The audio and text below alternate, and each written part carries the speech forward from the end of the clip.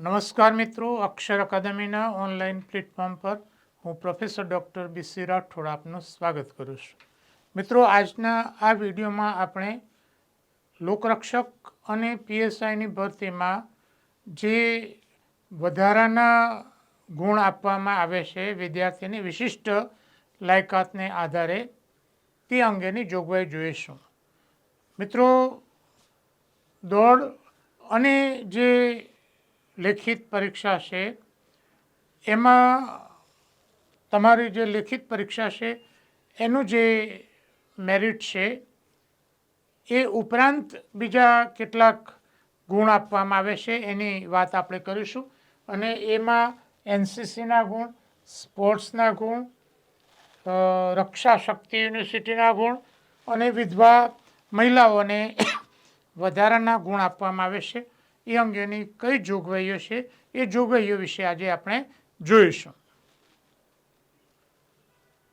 સૌથી પહેલાં તો એનસીસીનું સી સર્ટિફિકેટ જેની પાસે હોય એને 2 ગુણ આપવામાં આવે છે.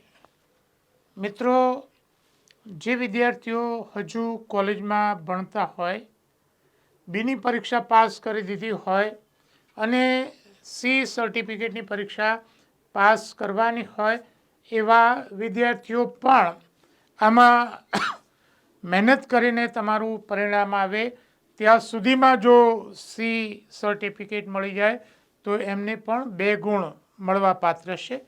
જે વિદ્યાર્થીઓએ સી સર્ટિફિકેટની પરીક્ષા પાસ કરી છે એમને તો આ ગુણ મળવા પાત્ર છે.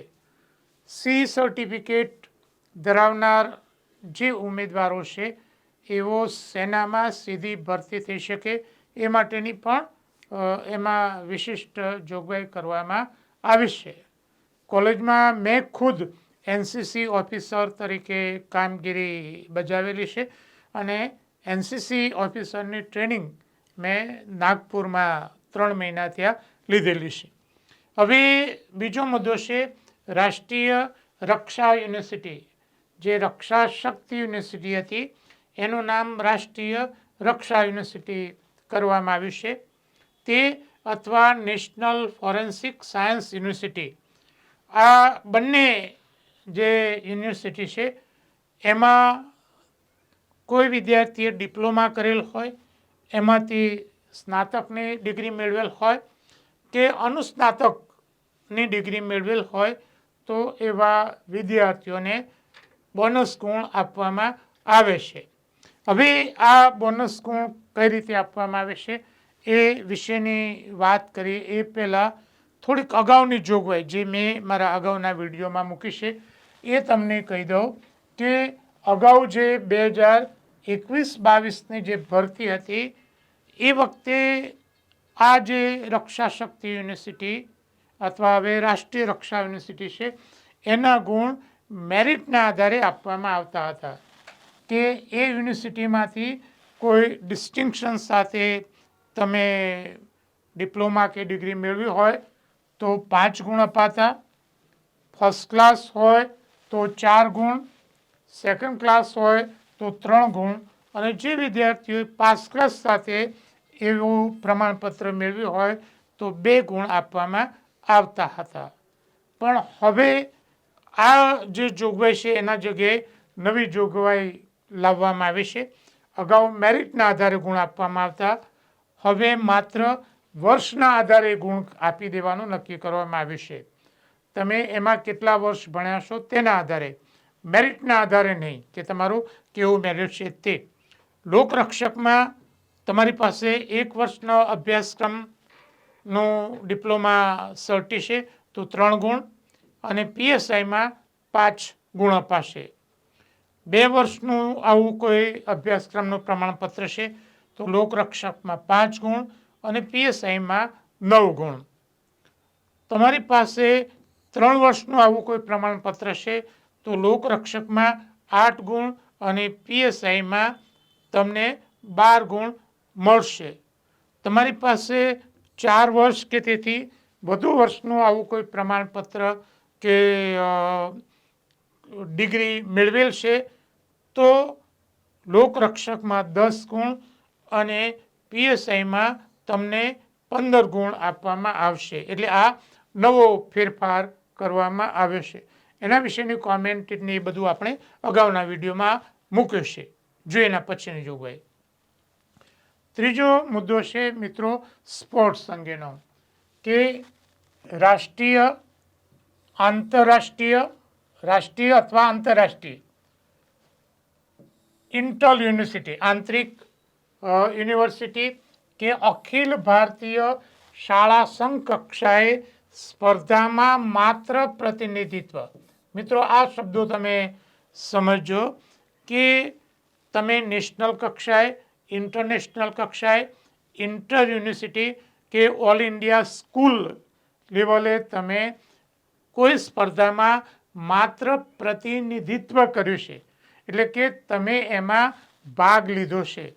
વિજેતા બન્યા છે એવું નહીં, કે તમારો નંબર આવે છે એવું નહીં, પણ એમાં માત્ર ભાગ લીધેલ હોય તો તમને બોનસ ગુણ આપવામાં આવે છે. કેટલા બોનસ ગુણની જોગવાઈ છે? લેખિતમાં મેળવેલ કુલ ગુણના 5%. લેખિતમાં મેળવેલ કુલ ગુણના 5%. દાખલા તરીકે પીએસઆઈની જે પરીક્ષા છે 300 માર્કની છે, 200 અને 100 માર્ક્સ. તો 300માંથી કોઈ વિદ્યાર્થી ધારો કે 200 ગુણ લાવે, એમાંથી 200 ગુણ લાવે તો એના 5%, એટલે કે એના 10 ગુણ લેખિતમાં એના ઉમેરાશે. મિત્રો આ ખૂબ સારો એવો બેનિફિટ છે જે વિદ્યાર્થીઓ સ્પોર્ટ્સમાં છે તેમના માટે. આવા વિદ્યાર્થીઓ જે હાલ અભ્યાસ કરી રહ્યા છે અને સ્પોર્ટ્સમાં ભાગ લઈ રહ્યા છે, અને જો તમને આમાંથી કોઈ જગ્યાએ તક મળે અને તમે જો પોલીસ ભરતીમાં ફોર્મ ભર્યું છે તો તમે એનો પ્રયાસ કરજો. કારણ કે તમે જે લિખિતમાં જે ગુણ લાવવાના છો એ ગુણના 5% બોનસ ગુણ તમને ગ્રાન્ડ ટોટલમાં મળશે. રાઈટ, એટલે આ તમારા માટે એક સારો એવો સ્કોપ છે. રાઈટ, આ વસ્તુ છે. બોનસ માટેનો ચોથો જે મુદ્દો છે તે છે વિધવા મહિલા ઉમેદવારો. વિધવા મહિલા ઉમેદવારો. તો અહીંયા જે ઉમેદવારો વિધવા છે અને શરત છે કે નિમણૂક વખતે પુનર્લગ્ન કરેલા ન હોવા જોઈએ.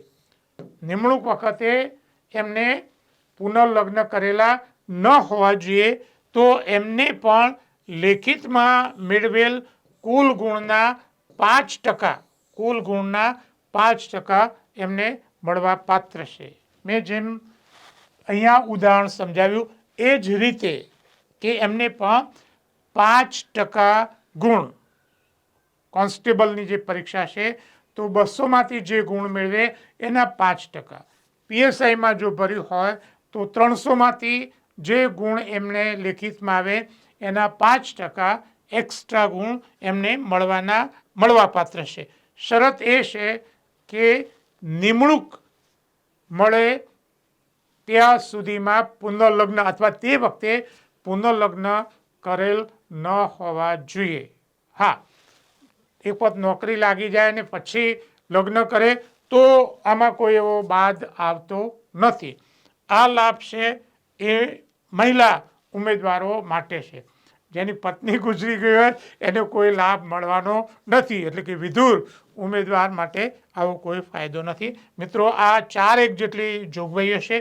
એમાં એનસીસીની મેં તમને વાત કરી, અને સ્પોર્ટ્સમાં હજુ જો તમારો અભ્યાસ ચાલુ હોય ને, કોઈ રમતમાં તમે પાર્ટિસિપેટ થતા હોય અને આ કક્ષાએ પહોંચો તો તમારા માટે બોનસ ગુણ માટેના સારા એવા ચાન્સીસ છે. એટલે આ માહિતી, આજનો વિડીયો માત્ર માહિતી આપવા માટેનો આ વિડીયો છે. અગાઉની જે વિગતો મેં રક્ષા શક્તિના જે બોનસ ગુણ છે એ વિશેની કોમેન્ટ સાથેનો વિડીયો મૂકે છે, ન જોયો તો જોઈ લેશો. પીએસઆઈની જે ભરતી છે તો એનું એનાલિસિસ અને અન્ય જે જોગવાઈઓ છે એ જોગવાઈઓને લગતા આ વિડીયો છે. આપે જોયા ન હોય તો એ વિડીયો છે આપ જોઈ લેશો. પરીક્ષાની તૈયારી કરતા વિદ્યાર્થીઓ માટે અમારી 2 મહત્વની એવી ટેલિગ્રામ ચેનલ છે, BC રાઠોડ કરંટ અફેર્સ અને ગૌરવંતી ગુજરાતી. હજુ સુધી જો તમે અમારી આ બંને ટેલિગ્રામ ચેનલમાં જોડાયા ન હોય તો એમાં જોડાઈ જવા વિનંતી છે. વધુમાં અમે અમારું મેટર ઇન્સ્ટાગ્રામ અને ટ્વિટર ઉપર શેર કરીએ છીએ, તો અમારા બંને પ્લેટફોર્મને ફોલો કરવા વિનંતી છે. વધુમાં આજનો આ વિડીયો આપને પસંદ આવ્યો હોય તો એને લાઈક કરીને શેર કરવાનું ભૂલતા નહીં. અને હજુ સુધી જો તમે અમારી આ ચેનલને સબસ્ક્રાઈબ ન કરી હોય તો એને સબસ્ક્રાઈબ કરી દેશો અને બેલ આઇકોનને ચાલુ કરવાનું ભૂલતા નહીં.